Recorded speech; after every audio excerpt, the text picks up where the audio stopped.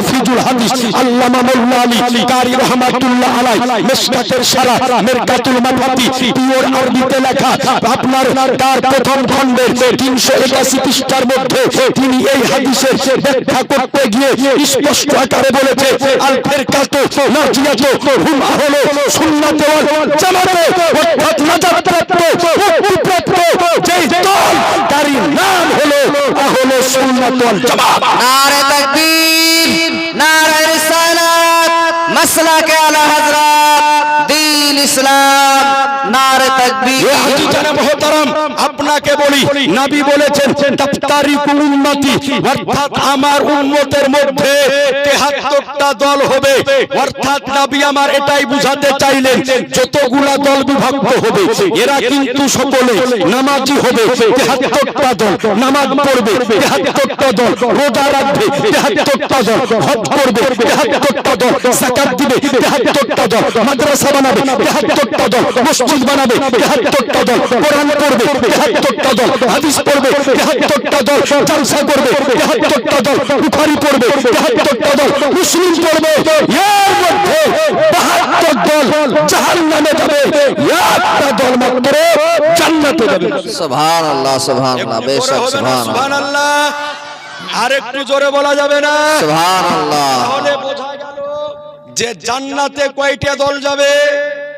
একটু জোরে বলেন না। একটা দল যাবে।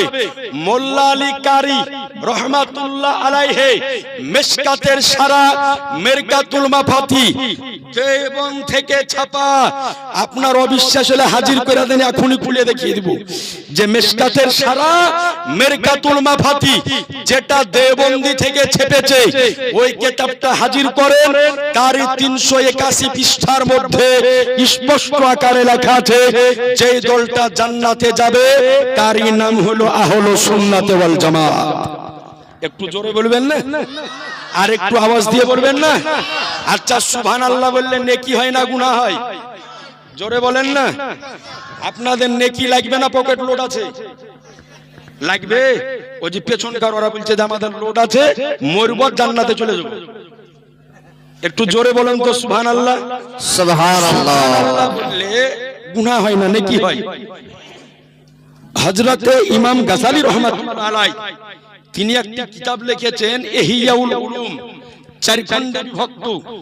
এর প্রথম খণ্ডের মধ্যে তিনি একটি হাদিস শরীফ নকল করেছেন।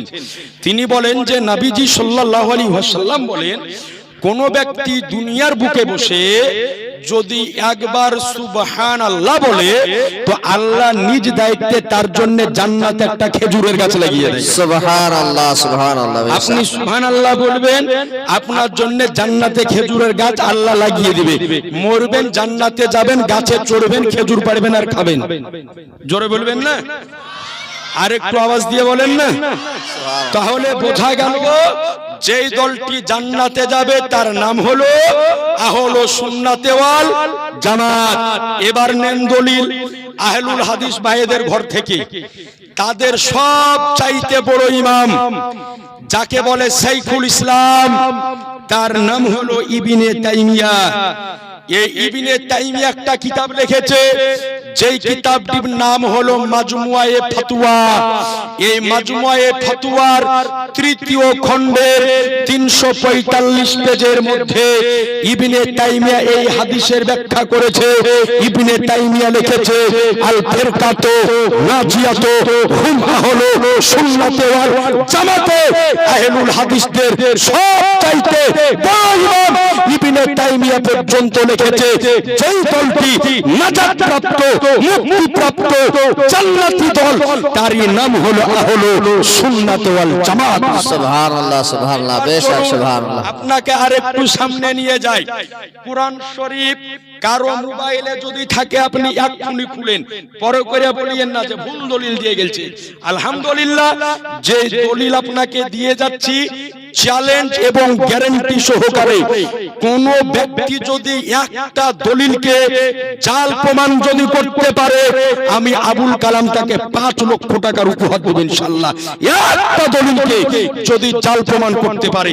আপনি খোলেন কোরআন শরীফ সূরা আল ইমরান আয়াত নাম্বার 106। আল্লাহ রাব্বুল আলামিন বলেন, কিয়ামতের ময়দান যেই দিন সংগঠিত হবে ওই দিন কিছু